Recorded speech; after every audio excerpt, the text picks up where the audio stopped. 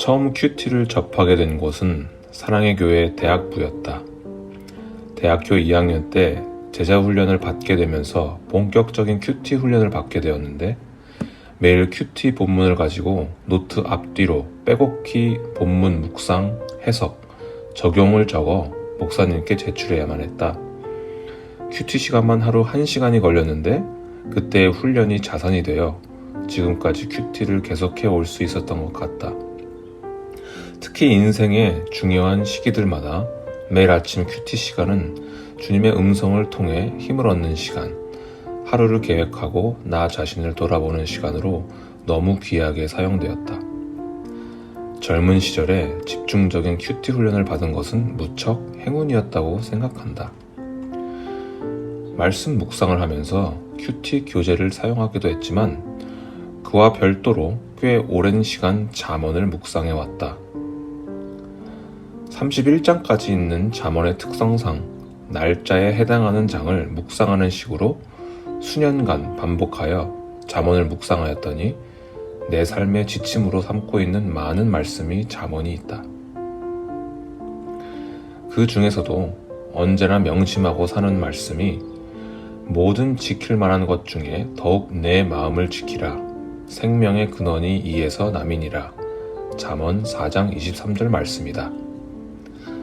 사실 인생의 모든 문제가 마음을 못 지켜서 생겨나는 것이라고 해도 과언이 아니다. 끓어오르는 화를 참지 못해서 중범죄가 발생하고 남을 시기해서 관계가 깨어지고 근심이나 유혹으로 인해 공부나 일에 집중하지 못하는 등 일일이 열거할 수 없다. 내가 가장 지키고자 하는 마음은 여호와를 경외하는 마음이다. 하나님을 의식하고 살면 하나님께서 이 땅에 나를 보내신 목적이 무엇일까 생각하게 되고 현재 내가 가진 것들에 대해 감사하게 되고 삶에 어지러움이 없다. 그런데 마음을 지키지 못하는 순간 죄된 생각과 미련하고 일시적인 세상 가치가 나를 지배하고 있는 것을 발견하게 된다. 이 말씀은 아이들도 평생 품고 살았으면 해서 어릴 때부터 수없이 반복해서 들려준 요절이다. 그러고 보면 잠언에 마음과 관련된 말씀이 꽤나 많이 나오는데 아래 나누는 말씀 등을 통해 마음을 어떻게 지켜야 하는지 실제적으로 이해하게 되었다. 너는 마음을 다하여 여호와를 신뢰하고 내 명철을 의지하지 말라. 너는 범사에 그를 인정하라. 그리하면 내 길을 지도하시리라.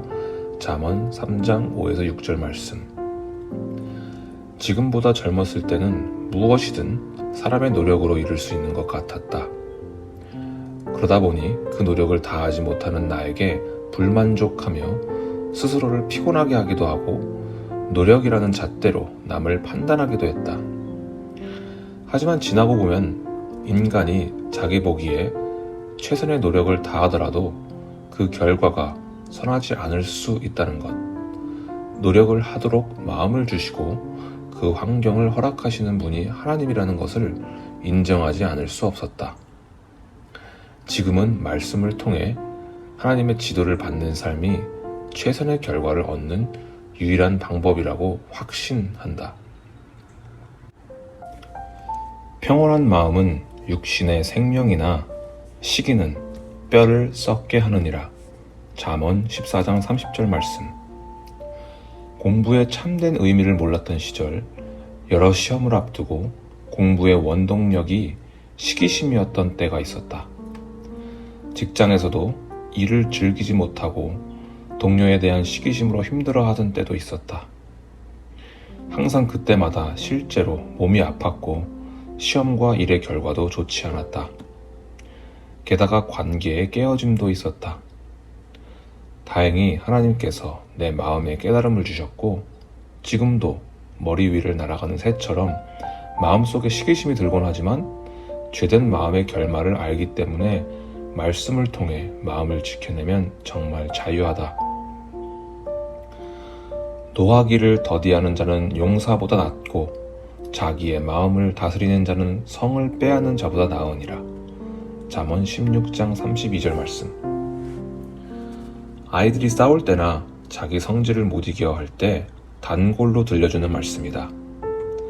생명의 근원이 마음에서 온다는 것을 체험적으로 깨닫고 나니 아이들을 키울 때도 가장 신경 쓰는 것이 바로 마음밭이다. 씨앗이 열매를 맺을 것인지 얼마나 맺을 것인지는 바로 밭의 상태에 따라 결정된다. 하나님의 말씀이 뿌리 내리는 좋은 마음밭이 되도록 계속해서 자녀들의 마음밭을 기경하는 것이 부모의 역할이라고 생각한다. 육아 초기에는 여러 육아서도 읽어보고 했지만 아무리 아이를 잘 키우려고 나름의 노력을 해도 결국 아이에게 전해지는 것은 나의 죄성이라는 설교 말씀이 큰 깨달음을 주었다. 결국 성경이 최고의 육아서라는 결론 하에 아이들에게 귀에 못이 박히도록 말씀을 들려준다.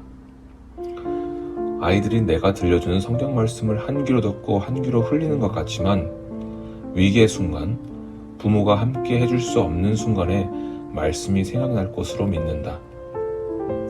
그 말씀이 등이 되고 빛이 되어 자녀들의 길을 인도하여 준다면 얼마나 감사한가. 잠언의 말씀이나 설교 말씀, 암송하고 있는 구절들을 반복하다 보면 성령님께서 내 마음밭도 부드럽게 해주시는 경험을 하게 된다.